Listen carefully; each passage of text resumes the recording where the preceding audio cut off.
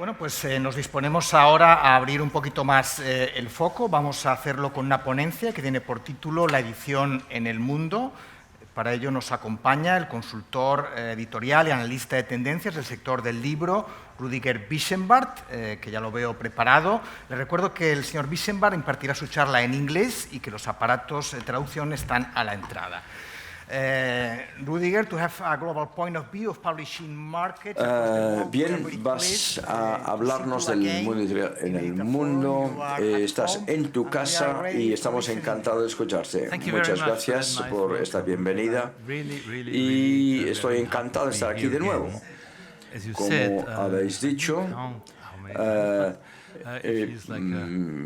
es como mi segunda casa, porque he venido muchas veces aquí. Y quiero comenzar con una pregunta. ¿Necesitamos editores? ¿Necesitamos editores? ¿La verdad? La pregunta se hizo por el público. ¿Qué pasa con esos editores de tamaño medio? Cuando piensas en editores, no creo que piensas en los grandes grupos. Y tampoco considerarías los editores muy comprometidos con un pequeño nicho, los de pequeña escala. Pensamos en los editores de tamaño medio que en el siglo pasado fueron sinónimos con la industria, ¿no? Ellos tienen, ¿cómo diría yo?, han salido un poco del foco de nuestra atención. Y debo disculparme porque no los he puesto en el centro de mi ponencia, pero lanzo la pregunta por otros motivos. Y esta pregunta no la hubiera hecho yo, pero uno de los grandes presidentes del mundo, el de la edición de los grandes, lo hizo de forma quizás no intencionada. En unas semanas, en un tribunal de Nueva York, hubo un gran debate en el tribunal de Nueva York sobre si Penguin Random House se le permitiría comprar otro icono de el mundo editorial. Marcus Dohle, the CEO Marcus Dohle, el consejero delegado de Penguin Random House, que tiene una trayectoria de grandes adquisiciones, era él, recuérdenlo, que convirtió Random House, que ya era la editorial más grande en libros de consumo en el mundo, en Penguin Random House, comprando Penguin. Y ahora el tribunal le preguntó que describiera su negocio. ¿Y él qué dijo? Todo es aleatorio en el mundo de la editorial. El éxito es aleatorio. Las grandes ventas, los bestsellers son aleatorios. Por ello estamos en Random House, un juego de palabras en inglés. ¿Están ustedes aquí jugando a la ruleta para ganarse la vida? ¿Cuál es el valor el valor añadido que le da el editor? ¿Y por qué cobran? Porque es una pregunta fácil. Y hay que tomárselo en serio, porque me inquieta algo cuando los editores hablan de sí mismos y dan autorretratos un poco curiosos refiriendo a cuál es su labor, su cometido. Penguin Random House, por cierto, ahora tiene una facturación de 4.000 millones de años de euros por año. No encontrarán ustedes ningún accionista, ningún banco que les da este tipo de dinero simplemente por dedicarse a un negocio aleatorio, random en inglés. Y hemos visto en los últimos 20 años, más o menos, y Penguin Random House era el punta de lanza, una enorme consolidación. Recuerden que eso también es la globalización, porque la consolidación no tiene que ver solo con hacer que una empresa crezca, también tiene que ver con tener un alcance mayor. y eso es equivalente a la globalización. Y no puedo hablar de globalización en el español porque ustedes son propietarios del 50% del mercado latinoamericano. La mitad de este mundo editorial tiene que ver con América Latina. Eso es enorme.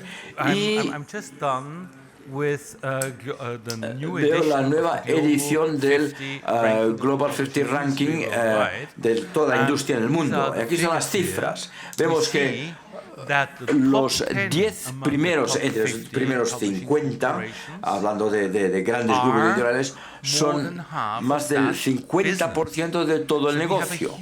Tienen ustedes una enorme consolidación que significa que estos son industrias como el acero, como la industria del cemento, etc. Los libros están ahí en esa categoría de materias primas. Y vemos que Random House, como la casa aleatoria en inglés, está ahí entre los primeros en la industria del mundo editorial. Como he dicho, 4.000 millones de facturación en todo el año. Y tenían una curva de crecimiento excelente en los últimos años. Y esta gráfica que demuestra el desempeño de las 10 primeras empresas en los últimos 4 años es de gran interés por varios motivos. Número uno, ¿qué tipo de corporaciones vemos aquí? Vemos editores sobre ciencia, tecnología, como Riley, Elsevier. Hay algunas grandes editoriales de libros de consumo, que es Bertelsmann. La sede de Random, Penguin Random House, está en Nueva York, pero el centro de Alemania está en Gütersloh. Y luego tenemos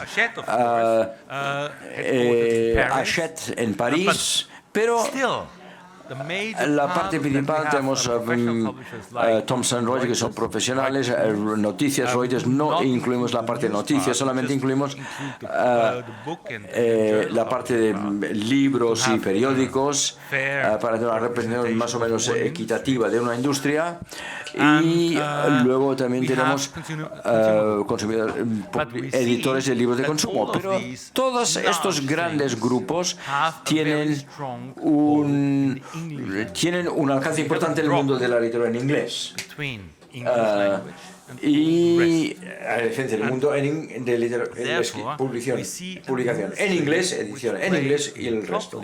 Y hablamos de marcas globales, pero a la vez es un mundo muy diversificado, porque sabemos que un libro normalmente está en mente del editor, se vende uno a la vez. Estamos hablando de 27 euros, más o menos, como mucho, para un libro. Y es una industria compleja, pero si miramos como los grandes, no solamente los 10 primeros, algunos de los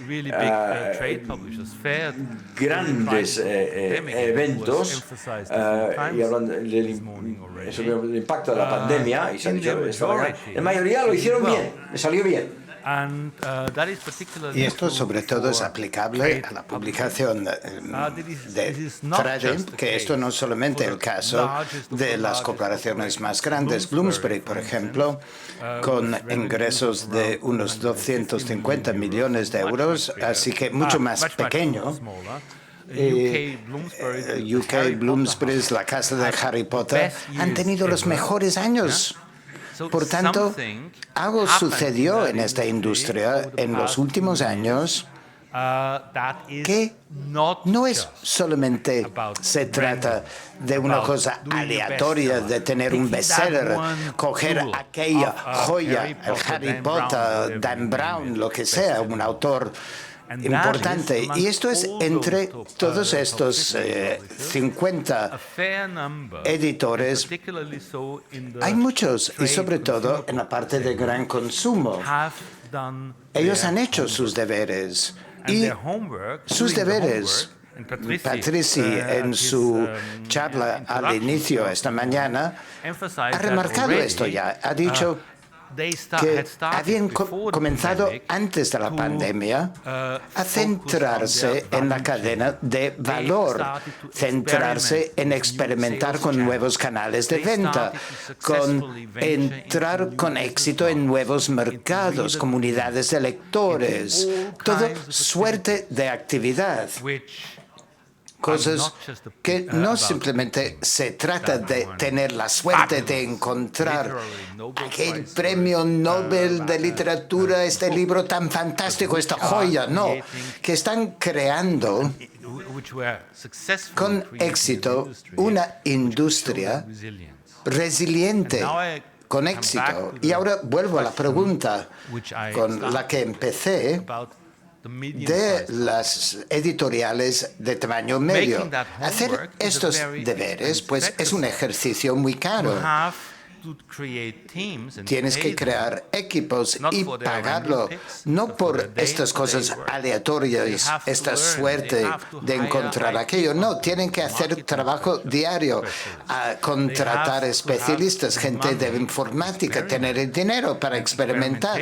Y la experimentación, evidentemente, incluye el fracaso, por tanto, ingresos bajos.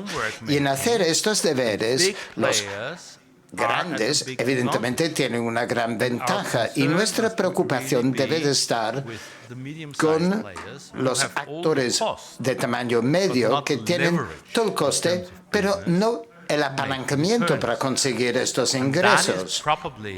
Y esto seguramente es el terreno más peligroso de nuestra industria, porque son ellos que representan la diversidad cultural que amamos tanto en esta industria. Y la diversidad también significa la moneda, el por qué la industria tiene estas ventajas como IVA más bajo, beneficios en algunos países, sobre todo los países más pequeños, con ayudas estatales.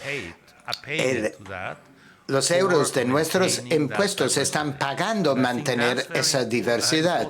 Eso es muy importante tener en cuenta. La resiliencia de los últimos años, sí, ha estado bien, pero tenemos que asegurarnos de que toda la red, la fábrica, la tela, el tejido de la industria mantiene su posición, este alto nivel. Y que no nos tenemos que autofelicitar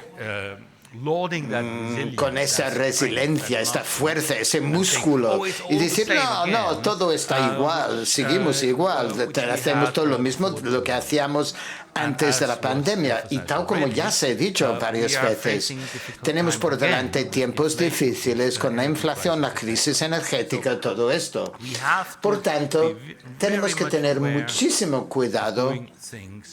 Tenemos que hacer las cosas de forma nueva. Y estas cosas nuevas no son cosas que no conozcamos, cosas revolucionarias, cosas nuevas que llevan mucho tiempo, como el e-comercio, como venta de e-libros, audiolibros, modelos de negocio, de distribución, que sean diferentes y cosas impulsadas por las plataformas y los vendedores.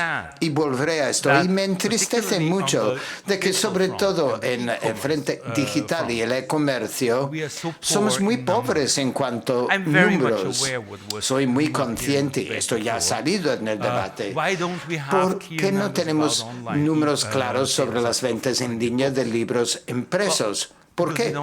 Porque utilizamos prácticas y nadie insistió. Los actores más importantes como Amazon, ellos sí dicen, sois participantes en un entorno de mercado. Os pedimos como participantes en este entorno de mercado que tenéis que compartir estas cifras porque las necesitamos. Ustedes los necesitan y nosotros también. Por tanto, esto es un debate que yo creo que es muy relevante. Empezamos a volver, volviendo a los números, empezamos a hacer una encuesta sobre la edición digital hace unos 5 o 6 años, el 2018, 17, 18, trabajando con distribuidores digitales. Así que estos tíos que a través de sus sistemas venden los e-libros, los audiolibros, no solamente para descargas, sino suscripciones y todo esto, portales de suscripción también. Aquí la idea era trabajar con los datos reales de venta de lo que sucede con los libros digitales, los audiolibros. No es sobre copias que se han vendido en línea, es realmente electrónico. Podríamos estudiar, analizar con mucha granularidad lo que está sucediendo. Y esto es la imagen más similar que vemos como la pandemia produjo este pico que luego bajó, pero el nivel post-pandemia en el 21 y también en la primera mitad del 22, los niveles clarísimamente están por encima del nivel anterior. Por tanto, vemos una tendencia y mucha dinámica en el campo digital.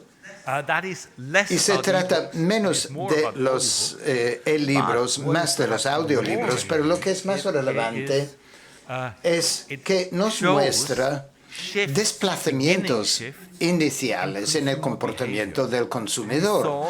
Hemos visto desplazamientos muy sólidos a favor de los modelos de suscripción. En los modelos de suscripción, para mí, no es suscripción como el Spotify, puede tener caras diferentes, fases diferentes. Es una forma de consumo impulsado por el acceso. Alguien, esto puede ser una biblioteca, un vendedor, Spotify, que no ha estado en el sector de edición en el pasado, Amazon Prime, yo pago Prime porque no quiero pagar el envío y luego me da acceso a e-libros, música, etc. Por tanto, estos modelos basados en el acceso se han convertido en una rutina en cada vez más públicos. Y esto realmente está cambiando una cosa básica, fundamental, porque los editores que producen estas cosas de repente no están dando un servicio de producción con un producto, están haciendo algo diferente. Ya esto volveré más adelante, pero de repente el núcleo de lo que produzco, yo produzco un libro y mi negocio se trata de vender estos libros. Pues aquí se ha hallado cosas, sistemas diferentes y es un desplazamiento muy importante. También estamos viendo que todo lo digital se centraba en algunos género que era romance, fantasía, todo esto. Y hemos visto en los últimos 2 años, en la pandemia, no necesariamente los grandes desplazamientos como disrupción. En el 20, por ejemplo, tuvimos este pico de material infantil que se daba de forma gratis para entretener a los niños con el confinamiento. No, esto sí cambió algo, pero hemos visto con el tiempo una evolución que tiene también materiales educativos, todo esto entra en el cuadro. Y también vemos también que sobre todo hablando de digital, no solamente se trata de los bestsellers, sino de esa enorme diversidad de oferta, ¿no? Tenemos miles de títulos y todo lo digital, y esto empieza por las plataformas en línea que venden libros impresos y acaba con el Amazon Prime, modelo conducido por el acceso. Estos modelos alienta al consumidor que entre así se ve que incluso con esa fotografía de la venta de e-libros en Alemania, el número 1 es que los 100 mejores, esto es la parte roja y azul claro del círculo, en la mayoría de los géneros no son tan importantes. El romance es una excepción. Pero leyendo con cuidado estos gráficos, puedes decir, no, solamente romance. No, esto significa que todo el resto es con mucha mayor diversidad. Y esto me vuelve a llevar al tema de hacer los deberes.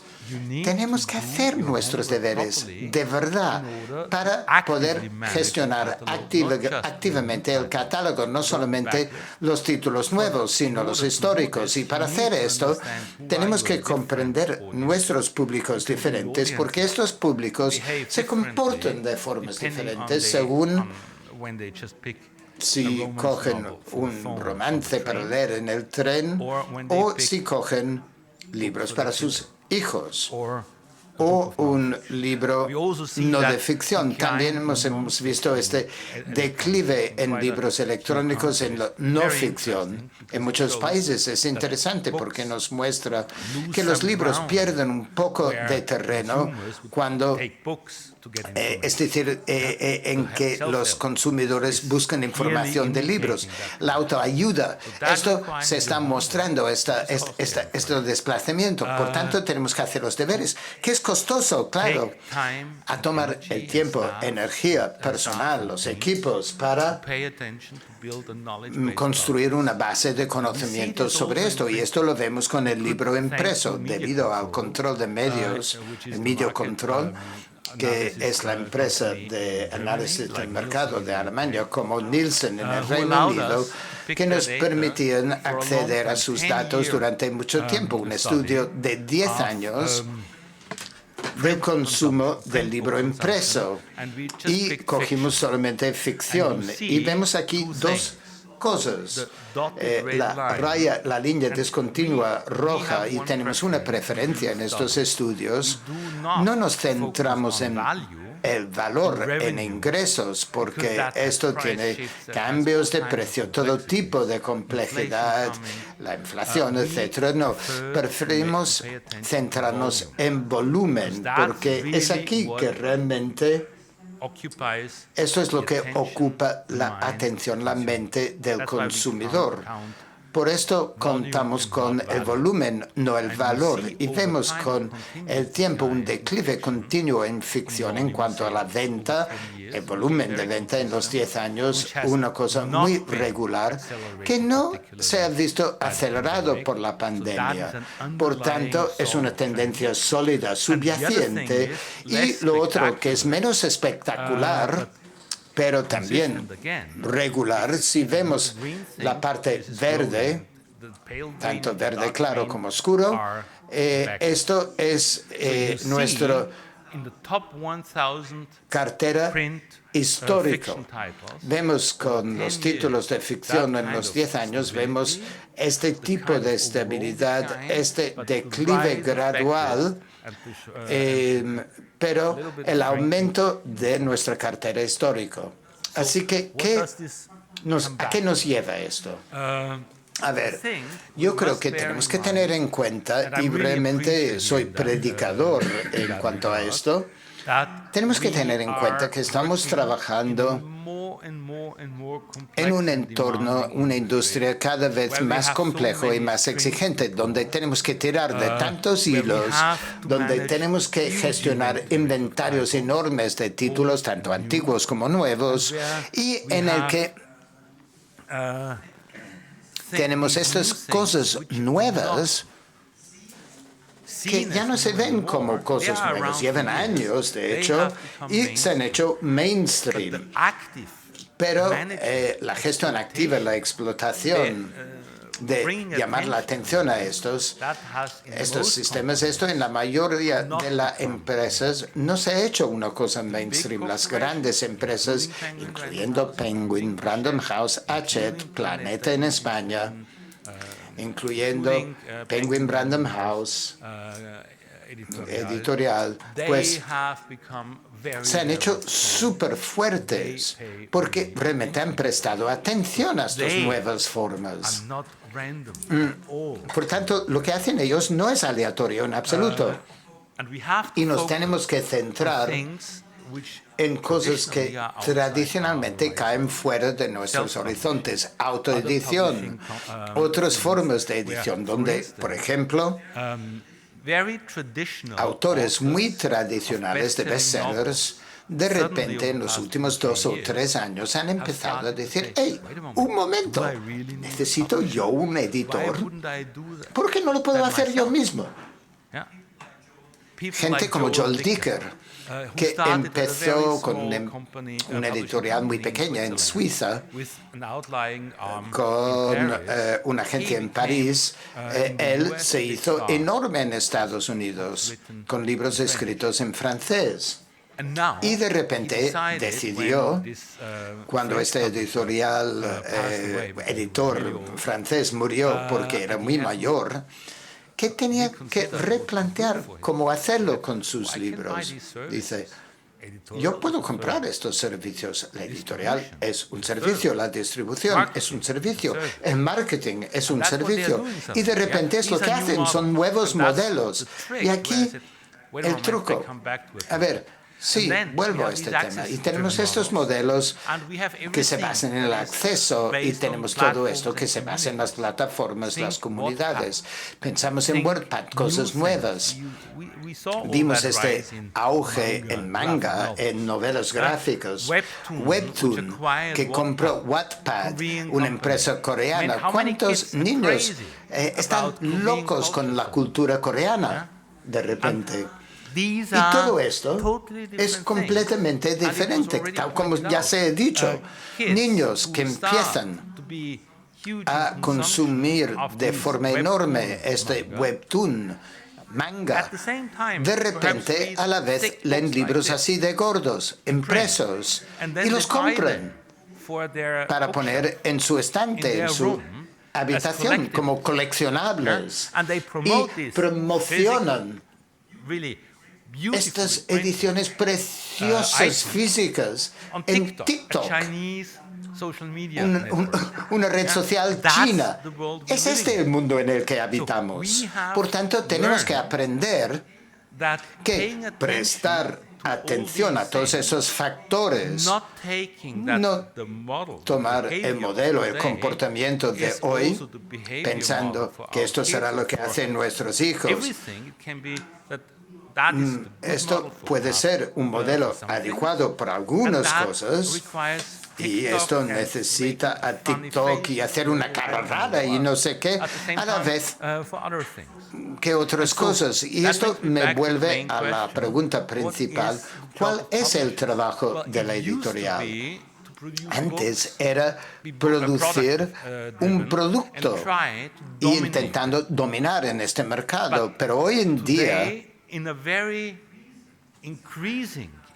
en una parte cada vez más importante de nuestras vidas empresariales, pues somos proveedores de servicios.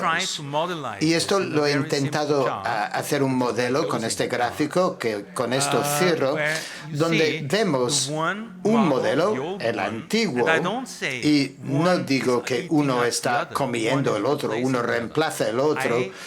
Yo enfatizo, es una coexistencia. Tenemos que ser conscientes que existe más que un modelo en la editorial, la edición. Uno se basa en el dominio del mercado, en la escala, nuestra cuota de mercado, y también bestsellers con avances enormes que son de alto riesgo para la editorial, porque tienen que comprometerse a invertir mucho dinero en el marketing, ¿no? Y en avanzar dinero también. Pero existe el otro modelo a la vez, que se basa en el acceso, en el consumidor, que tiene estas mezclas locas de consumo, que puede ser digital, boca-oreja, puede ser digital, pero luego también acabamos con estos libros físicos y estos servicios es nicho, es muy granular, atraviesa los medios, juegos, Netflix, todo esto entra en la imagen y por definición, si estamos sirviendo tantas cosas, pues tenemos un formato múltiple, no hay solamente una solución a todo. Por tanto, estas son las ideas, los pensamientos que quería compartir con ustedes. Y si queréis más datos, tenemos estos dos informes. Uno es el Digital Consumer Book Barometer, que tenemos ya la versión del 22, y luego el ranking Global 50, que es de los 50 grupos editoriales más importantes, que saldrá a finales de septiembre. Muchísimas gracias por vuestra atención.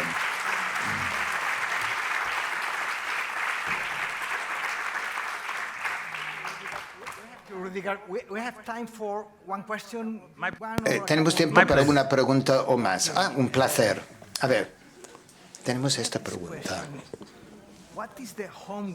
¿Cuáles son los deberes de editores de idiomas minoritarios en el mercado global para obtener una voz? Gracias, una pregunta fantástica. Hablando de idiomas minoritarios, para cualquier que sea pequeño y tiene una audiencia dispersa, no puedo resistir empezar por la parte divertida. Hace unos años hice un estudio sobre piratería y se me dio acceso por una empresa de investigación digital israelí, Simweb, que es súper potente en monitorizar el tráfico digital en Internet, y yo estaba monitorizando el tráfico de librerías en línea. Y comparé el tráfico y las pautas con los libros, los librerías en línea con las páginas piratas. Polonia tiene una librería en línea súper potente que hace un negocio estupendo en Polonia, pero solamente en Polonia. Pero tienes una minoría polaco en Chicago y en todo Estados Unidos y en Canadá. Y tienes hordas de trabajadores polacos en Gran Bretaña, como sabemos, bueno, hemos visto con Brexit, y en Alemania también. Y no tenían ningún negocio en estos territorios. Las páginas piratas tenían un tráfico increíble con todos estos territorios, ya que tenían un buen marketing electrónico. Y no se especializaban en libros electrónicos, sino se trataba de hacerse visible y asegurarse de estar visible y mantener esa visibilidad interactiva. Y eso es la receta mágica para un editorial nicho, porque tienen todas estas herramientas baratas, fáciles de utilizar, que les permite la misma visibilidad de una gran corporación. Entonces, lo que necesitas es una buena entrega, y tienes que hacer una entrega más económica. Si se puede hacer digitalmente, perfecto. Si lo haces físicamente porque se trata de libros infantiles o lo que sea, entonces tienes que encontrar la forma de enviar libros de una forma asequible y eficaz. Esto es el truco. Comportarte como pirata. Gracias, Rüdiger. Muchas gracias por compartir tu trabajo y tu sentido de humor fantástico. Muchas gracias, Rüdiger.